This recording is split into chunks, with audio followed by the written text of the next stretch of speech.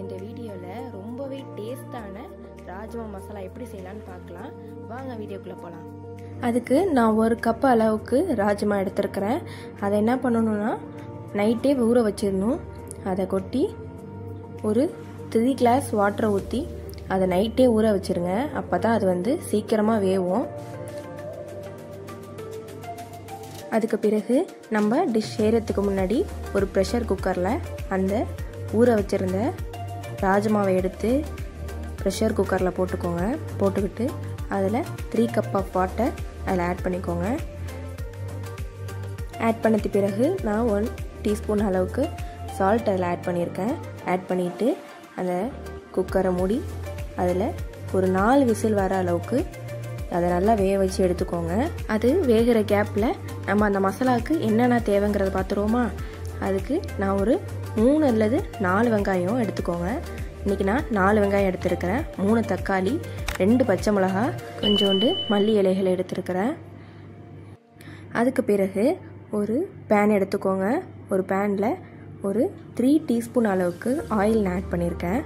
Oil add பண்ணதுக்கு பிறகு பெருஞ்சீரகம், அதாவது சோம்பு இதில் நான் ஆட் பண்ணியிருக்கேன். அது 1 டீஸ்பூன் அளவுக்கு சோம்பு ஆட் பண்ணிக்கோங்க. ஆட் பண்ணதுக்கு பிறகு வெட்டி வச்சுருந்த அந்த 4 வெங்காயத்தை நம்ம இதில் ஆட் பண்ணிக்கலாம். ஆட் பண்ணிவிட்டு அதுக்கு பிறகு நம்ம வெட்டி வச்சுருந்த அந்த பச்சை மிளகாவையும் இதில் ஆட் பண்ணிக்கலாம்.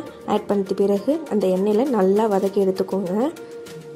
அது கூடவே நான் 1 டீஸ்பூன் உப்பு அதில் ஆட் பண்ணியிருக்கேன். இது எதுக்குன்னா வெங்காயம் சீக்கிரம் வதங்கிறதுக்காக நான் 1 டீஸ்பூன் உப்பு நான் அதில் ஆட் பண்ணியிருக்கேன். ஆல்ரெடி நம்ம அந்த ராஜ்மாவில் வேக வைக்கும் போது போட்டிருக்கோம். அதனால் உப்பு கொஞ்சம் பார்த்து போட்டுக்கோங்க. அதுக்கு பிறகு இஞ்சி பூண்டு பேஸ்ட்டு ஒரு 2 டீஸ்பூன் நான் எடுத்துருக்கிறேன். அதையும் நல்லா இந்த வெங்காயத்தில் போட்டு மிக்ஸ் பண்ணிக்கோங்க. இந்த பச்சை வேகம் போகிற அளவுக்கு நல்லா அதை எண்ணெயில் போட்டு வதக்கிக்கலாம். அதில் அந்த பச்சை வாசனை நல்லா போனதுக்கு பிறகு நான் அதில் 1 டீஸ்பூன் மிளகாய்த்தூள் அதில் ஆட் பண்ணியிருக்கிறேன். உங்களுக்கு காரம் கம்மியாக வேணும்னா ஒரு 1/2 டீஸ்பூன் போட்டுக்கலாம். அப்புறம் 1 டீஸ்பூன் மஞ்சத்தூள் அதில் ஆட் பண்ணியிருக்கிறேன். அதையும் நல்லா போட்டு அந்த வெங்காயத்தோடு நல்லா மிக்ஸ் பண்ணி விட்ருங்க. அதுக்கு பிறகு வெங்காயம் நல்லா வதங்கினதுக்கு பிறகு நம்ம வெட்டி வச்சுருந்த அந்த 3 தக்காளி அதையும் இதில் ஆட் பண்ணிக்கலாம். ஆட் பண்ணிவிட்டு அதையும் நல்லா மிக்ஸ் பண்ணி விட்ருங்க. அதுக்கு பிறகு நான் அதில் மிளகு ஜீரகம் நாங்கள் வீட்டில் 2த்தையும் சேர்த்து தான் அரைச்சி வச்சுருப்போம். அதில் நான் 1 டீஸ்பூன் அதில் ஆட் பண்ணியிருக்கிறேன். ஆட் பண்ணிவிட்டு அதையும் நல்லா போட்டு மிக்ஸ் பண்ணி விட்ருங்க. அதுக்கு பிறகு நான் அதில் ஒரு 1/2 டீஸ்பூன் அளவுக்கு கரம் மசாலா எடுத்துருக்கிறேன். கரம் மசாலா இல்லைன்னா பிரியாணி மசாலா கூட நீங்கள் ஆட் பண்ணிக்கலாம். அதில் கொஞ்சோன்னு அதில் ஆட் பண்ணிக்கோங்க.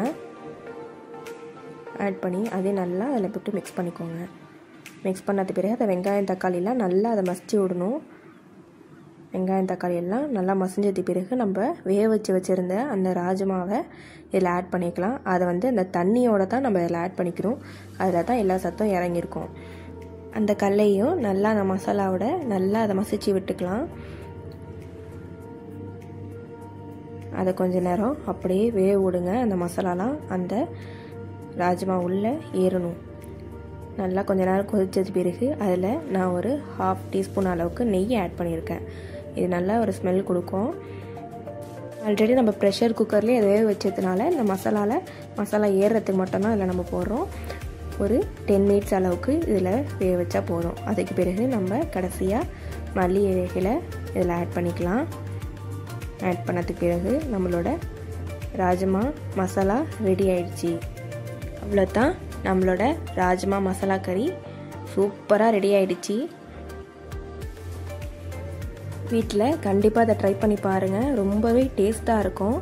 இதோட மருத்துவ பயன்களும் நான் இதில் ஆட் பண்ணியிருக்கேன். அதையும் பாருங்கள். இது ரொம்பவே உடம்புக்கு சத்து நிறைந்தது. உங்கள் குழந்தைகளுக்கும் இதை கொடுத்து பழக்குங்க.